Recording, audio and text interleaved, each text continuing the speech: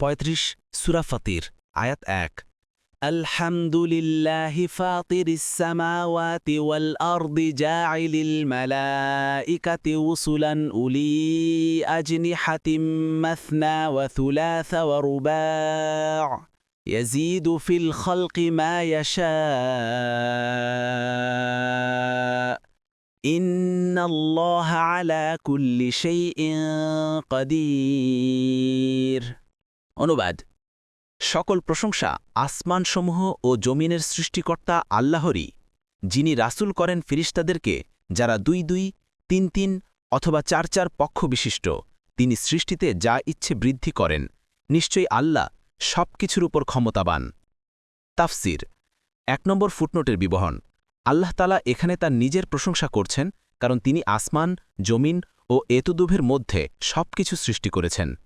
এ সৃষ্টি প্রমাণ করছে যে তিনি পূর্ণ ক্ষমতাবান, আর যিনি এত ক্ষমতার অধিকারী তার প্রশংসা করাই যথাযথ। তা সাদিল 9 গুড তরুন্তিমন্যমূল গুড। আয়াত ছাড়াও কোরআনের অন্যান্য আয়াতে এ ধরনের প্রশংসা আল্লাহ নিজেই করেছেন, যেমন সূরা আল ফাতিহার প্রথমে, সূরা আল আনামের শুরুতে, সূরা আস-সাফফাতের শেষে।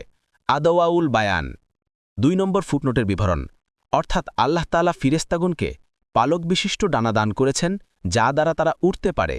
এই ফিরেশতাদের হাত ও ডানার অবস্থা ও ধরন জানার কোনো মাধ্যম আমাদের কাছে নেই, কিন্তু এ অবস্থা ও ধরন বর্ণনা করার জন্য আল্লাহ যখন এমন শব্দ ব্যবহার করেছেন যা মানুষের ভাষায় পাখিদের হাত ও ডানার জন্য ব্যবহৃত হয়ে থাকে, তখন অবশ্যই আমাদের ভাষায় এই শব্দকেই আসল অবস্থা ও ধরন বর্ণনার নিকটতর বলে ধারণা করা যেতে পারে। এর কারণ সুস্পষ্ট যে তারা আকাশ থেকে পৃথিবী পর্যন্ত দূরত্ব বারবার অতিক্রম করে। এটা দ্রুতগতি হওয়ার মাধ্যমেই সম্ভব। উড়ার মাধ্যমে দ্রুতগতি হয়ে থাকে। ফেরেশতাগণের পাখার সংখ্যা বিভিন্ন, কারো 2 2, কারো 3 3 এবং কারো 4 4 খানা পাখা রয়েছে। এ থেকে বোঝা যায় যে বিভিন্ন ফেরেশতাকে আল্লাহ বিভিন্ন পর্যায়ের শক্তি দান করেছেন এবং যাকে দিয়ে যেমন কাজ করতে চান ঠিক তেমনই দ্রুতগতি ও কর্মশক্তিও দান করেছেন। এখানেই শেষ নয়। এক হাদিসে এসেছে জিবরাইল আলাইহিস সালামের 600 পাখা রয়েছে।